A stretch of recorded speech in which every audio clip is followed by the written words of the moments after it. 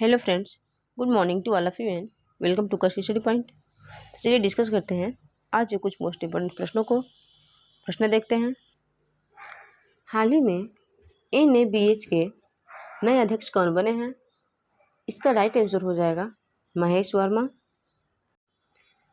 इंद्रप्रस्थ विश्वविद्यालय के कुलपति महेश वर्मा को अस्पताल और स्वास्थ्य सेवा प्रदाताओं के लिए राष्ट्रीय प्रत्यायन कोड के नए अध्यक्ष के रूप में नियुक्त किया गया है।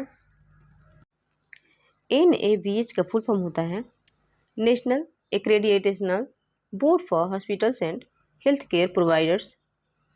फ्रेंड्स, NABH भारतीय गुणवत्ता परिषद का एक संघटक बोर्ड है। यह गुणवत्ता और प्रमाणित अस्पतालों और अन्य स्वास्थ्य सुविधाओं के लिए मानक स्थापित करने के लिए जिम्मेदार है। NABH Asian society for quality in health care के बोर्ड के भी सदस्य हैं। देखते हैं डॉक्टर वर्मा के बारे में। डॉक्टर वर्मा पद्मश्री के साथ साथ डॉक्टर BC राय पुरस्कार के प्राप्तकर्ता हैं। उन्हें राष्ट्रीय विज्ञान और प्रौद्योगिकी पुरस्कार भी मिला है। वह वर्तमान में दिल्ली के गुरु गोविंद सिंह इंद्रप्रस्थ विश्वविद्यालय के कुलपति और Maulana Azad institute of dental sciences में प्रोफेसर एमरिटस हैं। वह international association for disability and oral health and Indian academy of restorative dentistry के इंडिया चैप्टर के अध्यक्ष हैं। वह international association of dental research India division और Indian society of dental research के अध्यक्ष चुनाव भी हैं। फ्रेंड्स, NABH का स्थापना 2006 में हुआ था और इसका हेडक्वार्टर नई दिल्ली में है। अगला प्रश्न देखते हैं। हाल ही में अंतर्राष्ट्रीय बाल पुस्तक दिवस कब मनाया गया है? इसका राइट आंसर हो जाएगा 2 अप्रैल। IBBY द्वारा 1967 से प्रतिवर्ष 2 अप्रैल को अंतर्राष्ट्रीय बाल पुस्तक दिवस का आयोजन किया जाता है। फ्रेंड्स, IBBY का फुल फॉर्म होता है international board on books for young people. IBBY एक अंतर्राष्ट्रीय गैर लाभकारी संगठन है जो पढ़ने के प्यार को प्रेरित करने और बच्चों की किताबों पर ध्यान आकर्षित करने के लिए है। 2022 में कनाडा इस चुनी हुई थीम के साथ अंतर्राष्ट्रीय बाल पुस्तक दिवस की मेजबानी कर रहा है।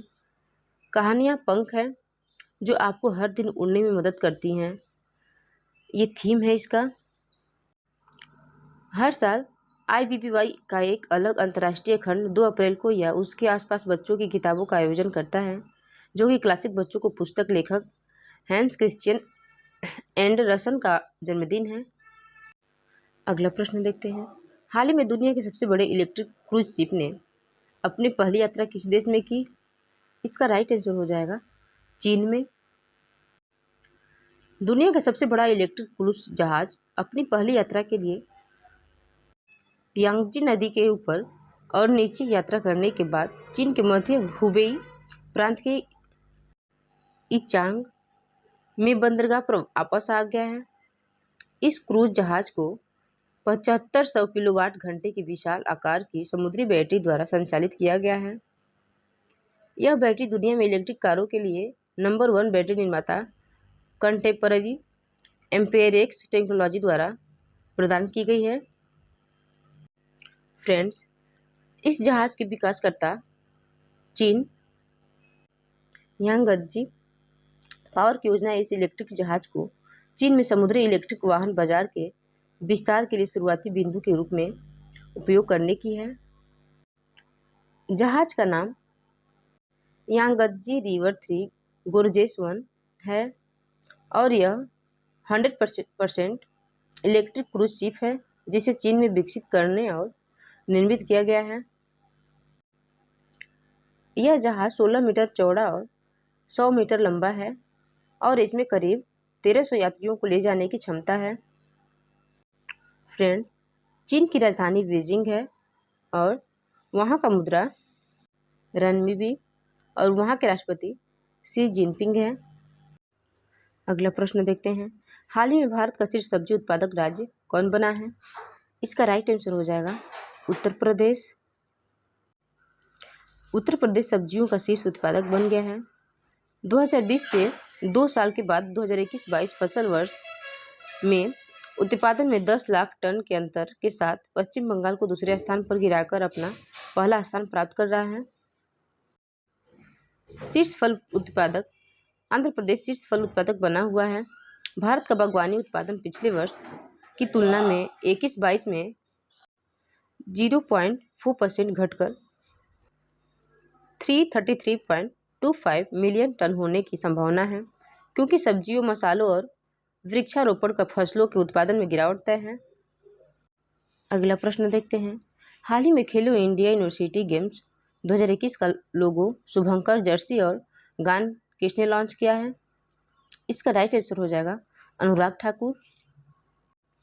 केंद्रीय युवा मामले और खेल मंत्री अनुराग सिंह ठाकुर और कर्नाटक के राज्यपाल टीसी गहलोत ने 1 अप्रैल 2022 को बेंगलुरु के श्री कांतिरवा स्टेडियम में खेलो इंडिया यूनिवर्सिटी गेम 2021 का लोगो, जर्सी, शुभंकर और गान लॉन्च किया। फ्रेंड्स, थीम सॉन्ग को कन्नड़ रैपर चंदन शेट्टी ने कंपोज किया है। ये 2021 कर्नाटक में 24 अप्रैल से 3 मई 2022 के बीच आयोजित किया जाएगा। यह KIUG का दूसरा संस्करण होगा। पहला संस्करण 2020 में ओडिशा द्वारा आयोजित किया गया था। KIUG 2021 को कोविड संकट के कारण 2022 के लिए स्थगित कर दिया गया था। खेलों पर लाइव अपडेट के लिए एक खेलो इंडिया ऐप भी कर्नाटक द्वारा लॉन्च किया गया है। देश भर के 20 खेलों का प्रतिनिधित्व करने वाले लगभग 4500 एथलीट KIUG 2021 में भाग लेंगे। अगला प्रश्न देखते हैं। अप्रैल 2022 में राष्ट्रपति रामनाथ कोविंद 3 दिवसीय आधिकारिक यात्रा पर किस देश के हैं? इसका राइट आंसर हो जाएगा तुर्कमेनिस्तान।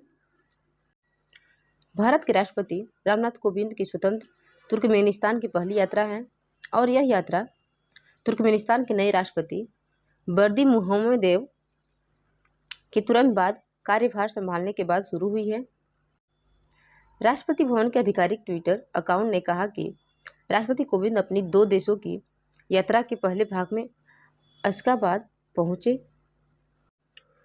तुर्कमेनिस्तान का कैपिटल अशगाबाद है। वहां के प्रेसिडेंट सरदार बुर्मीमुहमेदोव हैं। वहां का करेंसी मन्नत है और वहां का लैंग्वेज टर्कमेन है।